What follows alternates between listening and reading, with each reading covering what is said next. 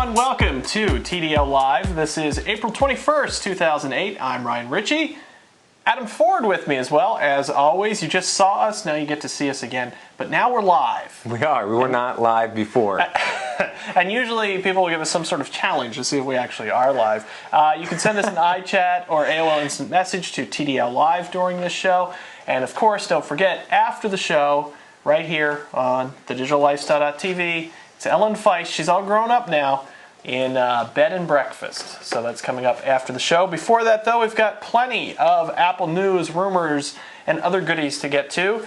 Let's start with this whole Safari, PayPal. PayPal's going to block Safari. PayPal maybe not going to block Safari. Yep. What do you got for us? There's been a lot of chatter recently about some of the security flaws in Safari. It was the method of hacking in the latest conference.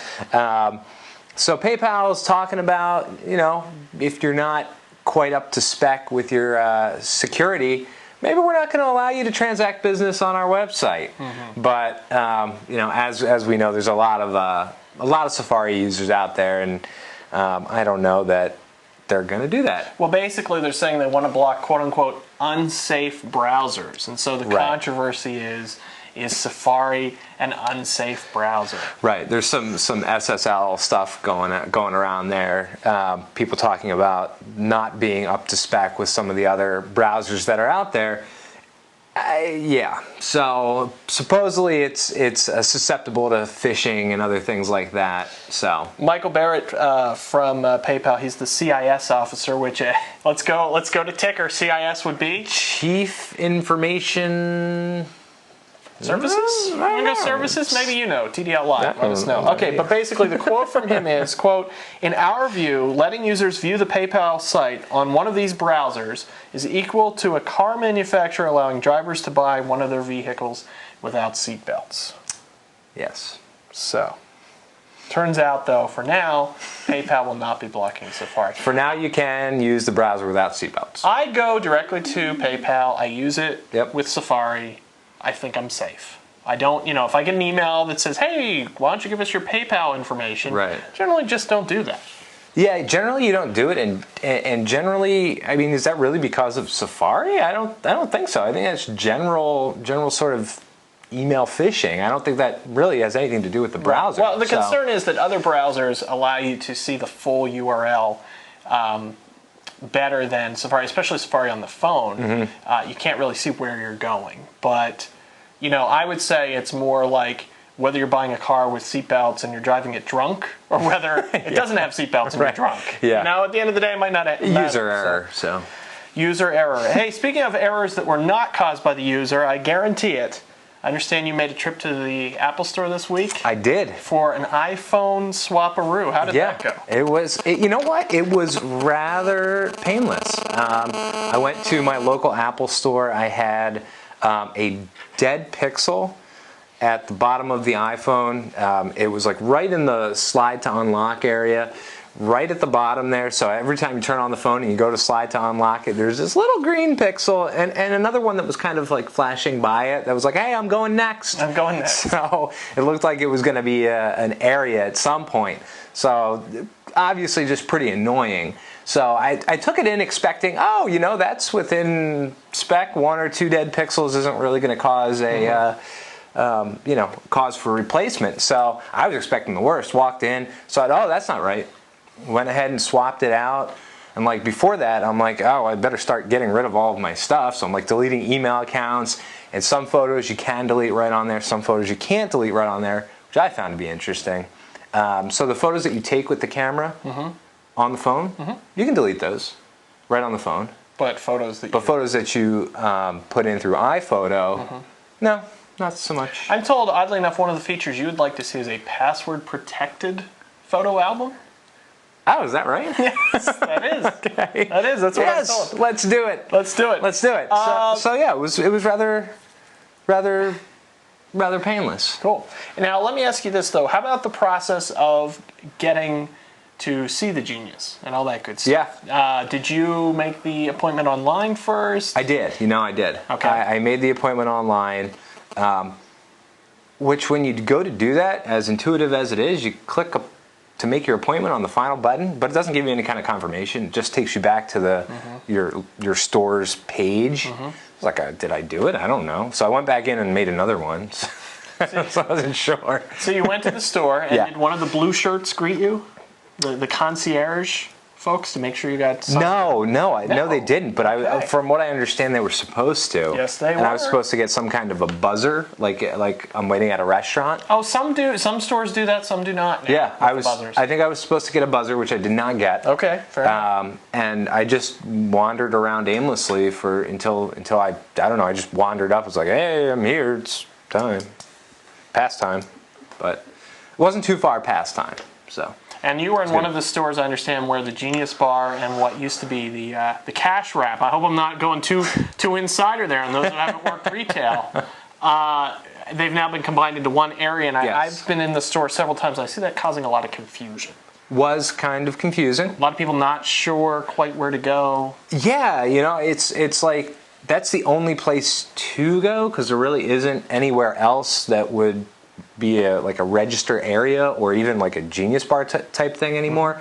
So that's the only intuitive place to go. So you end up there, but you don't know, which side do I stand on? Is there a difference? I'll just walk up to the middle and expect to pay for something, but it's not really. It's part of the Genius Bar. It's a little confusing. Okay. A little bit confusing. But now everyone can check you out with those handheld devices running Windows Portable, Windows ME, I believe. Moving on, Windows CE, I'm told. Oh, is that Matt Girl telling me it's Windows CE. I don't know. But anyway, you slice it, the stores are busy these days. Yeah, it was busy. And obviously that's good news for stockholders. Yep. And the stock was up today, what, $7, $8, something like that? Yeah, 7 and change it was up today. We're no CNBC, so we don't need to have exact numbers. And change works. At least not today. However, Wednesday. We're going to have some exact numbers for you. That's right. Mark those iCals, because 9 p.m. on Wednesday is the live quarterly results earnings show, live quarterly earnings results show. That'll work too. 9 p.m. Eastern, 6 p.m. Pacific. I should set my phone for all the different time zones around the globe, and it'd be easier to let people know when shows are on. I'll put that on the to-do list. But of course, you can join us then. We'll have our analysis of the day and inevitably what will happen to the stock the next day. We all know what happened last quarter. You beat all the numbers. Looks solid. The sky is falling. We're expecting 111. Street's expecting about a 111 a share. So we'll probably hit like 113, 114. Which won't be good enough. No. It'll go down. Yeah. Hey, let's move on, shall we? Let's do it. Pretty cool mod this week. Very Last cool week, actually, from Ben Heckendorn. He runs the site benheck.com. Basically, he made an Apple II GS laptop. Yeah. And I had a chance to talk to Ben. We're going to have that full interview for you. Look for that later this week. And, of course, in our show notes in the forum, you can find links to all these stories if you want to check them out more on your own. But it's pretty cool. He has a flash... basically a flash card in there acting as the hard drive, and the whole thing weighs about, he estimates it's about 6 or 7 pounds. Okay. So not too bad.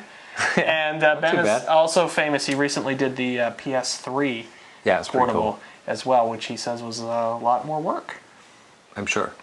Why? Why are you sure? Well, because, I don't know, it was more high-tech stuff to cram in there. Okay.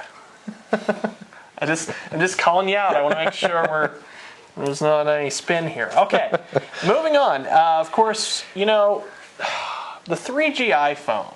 Yeah. In our line of work, is kind of like the Britney Spears in mainstream media, where you keep hearing about the 3G iPhone. Sure. And it's just let it alone. But you keep asking for it, so we've got more 3G news. Specifically out of Italy, this idea that the phone that doesn't even exist yet, we're hearing rumors, might be sold in Italy unlocked. Yes, Telecom Italia Mobile.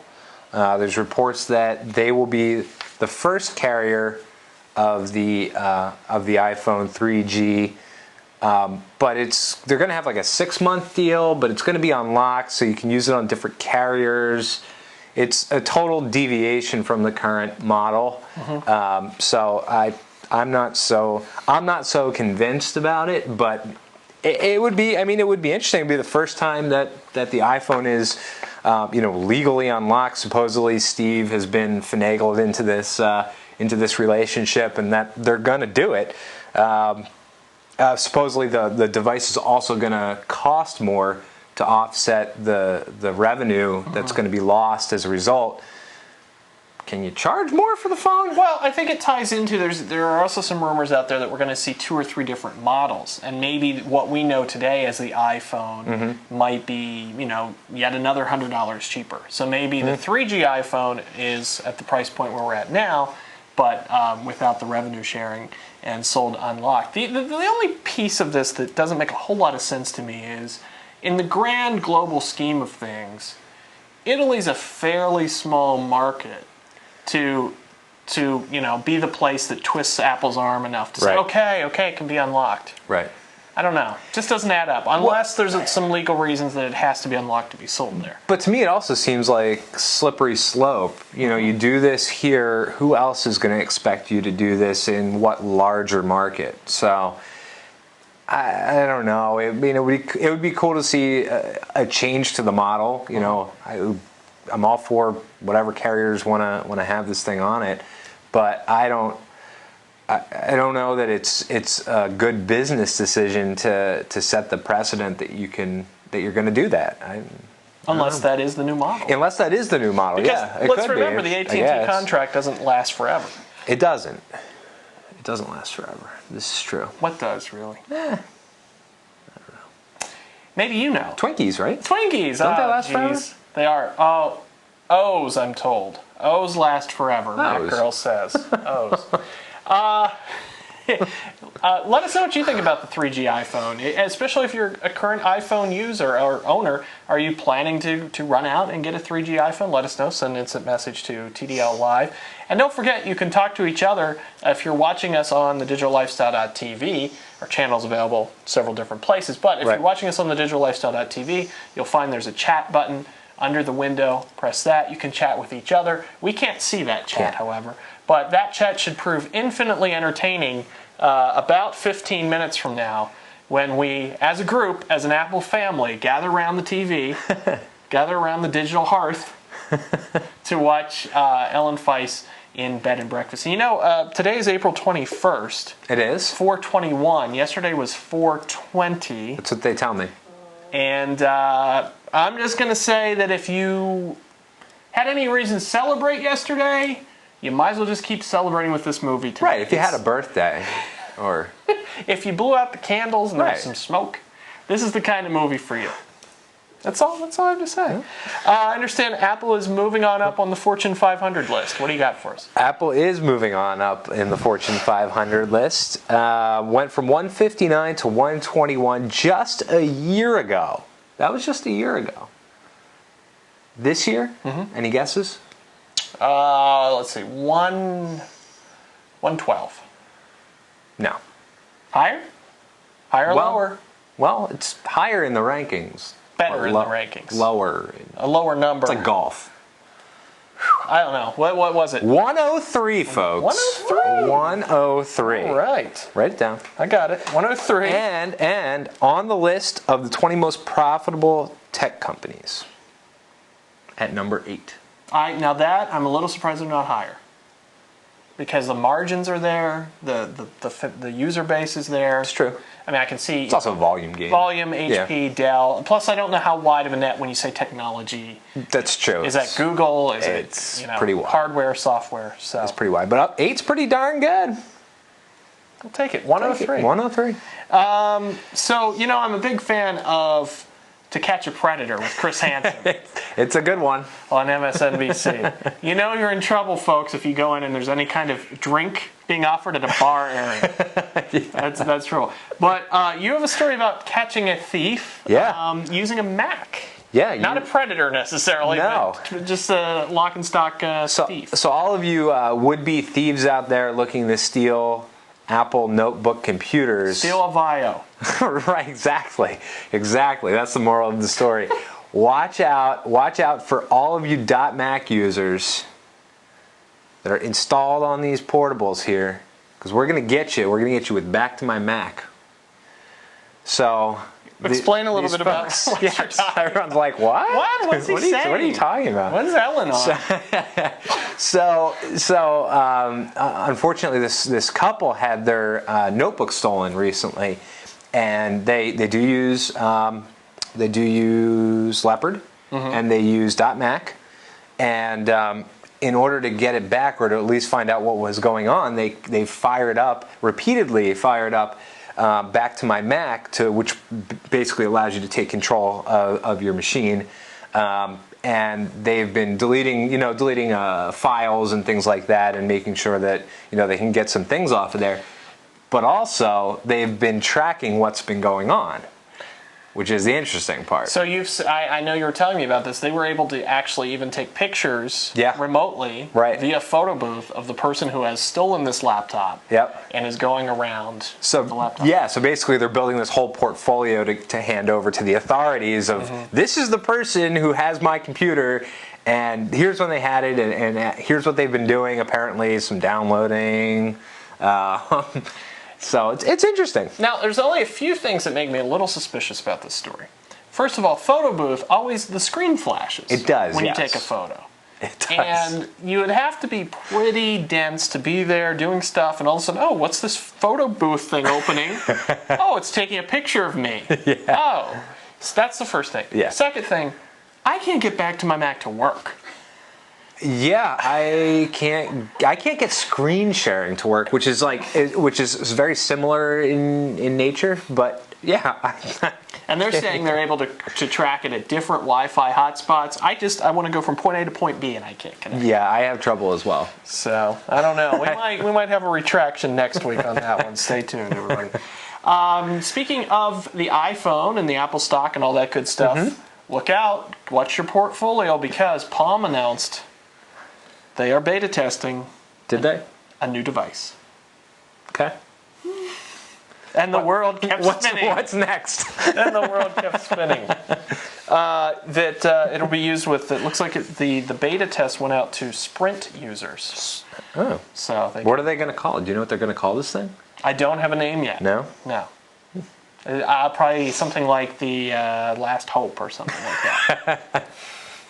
They had what was the one that was like not plutonium? It had a name that was like an element. Titanium. No, come on now, help me, what are you folks, talking help about? me. TDL Live. You're talking about a hand? There was a Palm, and the name was like an element. The name was like an element. Come on, folks. It's like 2 years ago. The Palm, tungsten. Oh, tungsten. Like an element. Yeah. I don't know where I was going with that, but somehow it was gonna tie into the Titanic, because the ship is going down. We do have a viewer that uses screen sharing all the time successfully. Well, so I do maybe there's something wrong with it. I do use it successfully within my own wireless network. It's just whenever I go anywhere else and try to come back, I can't get anything to work. Right. Hey, 9:24. You know what that means? It's time for. Oh! Lawsuit of the week. Lawsuit of the week. Lawsuit of the bring you week. The latest lawsuit involving Apple, dismissed by Apple, or potentially in which Apple will be involved. Yep. What do you got? We have a thrown out lawsuit. Get it out of here. Out of here. Garbage. Lawsuit against Apple, Viacom, and BET thrown out of court. The companies had been sued by Rap-A-Lot Records CEO James J. Prince Smith and his associates. Thomas Randall. Yes. No, what kind of an associate? What makes one someone else's associate? I don't know. I'm going to start a new social networking site, and instead of friends, you're going to associate with people. Oh, okay. Did you hear that, venture capitalists? So I know a little bit about this story, but not... Tell us. Just not really that much. But essentially what happened was there was a show on BET, which BET is part of the Viacom family. And in this show, two people were shown. I'm probably going to presume James J. Prince and Thomas Randall, since they're the ones suing. We can do that. We can do that. Don't know for sure, though. And two folks were shown, and there was basically a lower third, as we call it in the business, words at the bottom of the screen, indicating that they had murdered some folks. The problem being that never happened. No. And so the way Apple got tied up in this whole thing is that show was then sold on iTunes. Guilty by association. Guilty by association, but my question is, why have they not sued, let's say, Comcast for showing this show, or DirecTV, Sure, or Time Warner Cable, or any of those people? That's in a different suit. It just seems strange to me that Apple's even involved in this. Yeah, well, any time you can, why not, right? Just throw it in there. Just throw it in. They're due. So today's April 21st. Like I said yesterday, April 20th, 420. We're coming up, though, on Earth Day. Yes. Do you know when Earth Day is, Adam? Not a clue. Well, you know what? Every day is Earth Day here at the DigitalLifestyle.tv. That's true. That's why I don't remember it, because it's always happening. I just wanted to take a moment to pat ourselves on the back and let you know at home that we only use compact fluorescent lights here, and the energy is a wind energy offset. So know that you're doing good by watching the DigitalLifestyle.tv. That's right. How was that for you? We do have some paper, but it's recycled. It's not. Here's the thing. This is the biggest waste we have in this show. We're the Digital Lifestyle, and we print every single story out. I don't understand it. We have a screen in front of us. We need a Kindle. Can we do that with a Kindle? I don't even know if we can. Can we do that? Well, I'll look into it. All right. A Kindle. Really? I'm still waiting for my review unit, Amazon. 3 months ago, we were supposed to get a review. What's the deal? What's the holdup? Still didn't get it. Also, this is a good time to announce that our first batch of iPod game reviews, if you head to the games page, those are up now.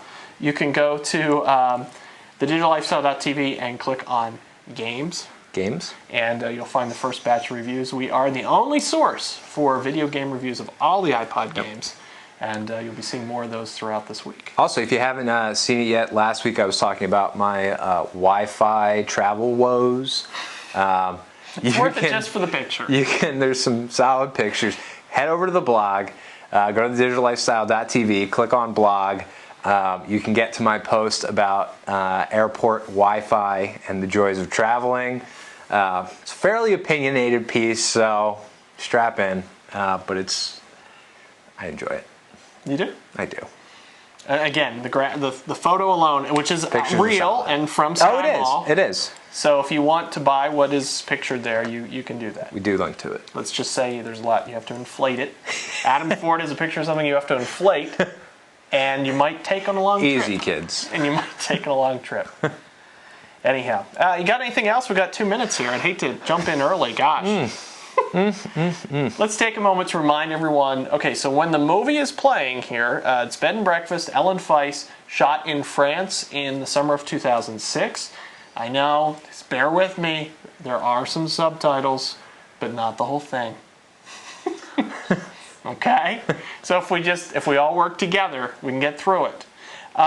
If you wish to purchase the movie, because one of our deals with the producers was, you said, we'd love to show this to everyone, and we'll make a link available for people who want to purchase it or rent it online.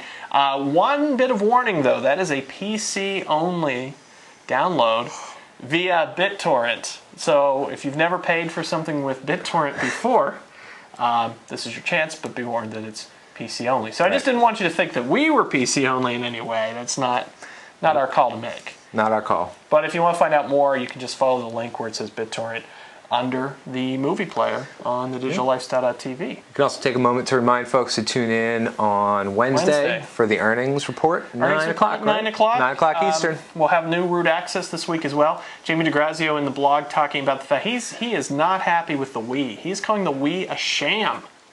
Get out of here. I know. Fighting words. I got to read that one. You certainly should. So, with that, I guess we'll get ready here. You want to entertain the folks while I do some technical shenanigans? I could. You know what? Hey, give us an email, feedback at digitallifestyle.tv. Send it to us. Let us know how we're doing.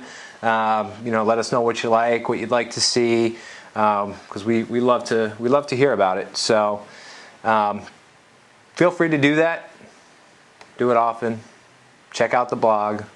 And if you do have a dead pixel on your iPhone, take it in. They'll replace it. They're still very, very lenient on that. They're very lenient on that. Anything that's near a defect on the thing, as long as there's no obvious physical damage, you haven't destroyed the thing. You're it's a dead pixel in the in the bottom. Right. So cool. And don't forget, if you want to learn more about any of the stories we talked about, the show notes will be posted shortly. You can check that out in our forum. So with that, we'll say farewell. Hope you'll join us Wednesday night at 9. And of course, we'll be back here again next Monday at 9. Don't forget, half the fun of watching this film is chatting with each other. We're going to try to stop by the chat room there as well. Yep. Have a good week, everybody. Bye-bye. Bye.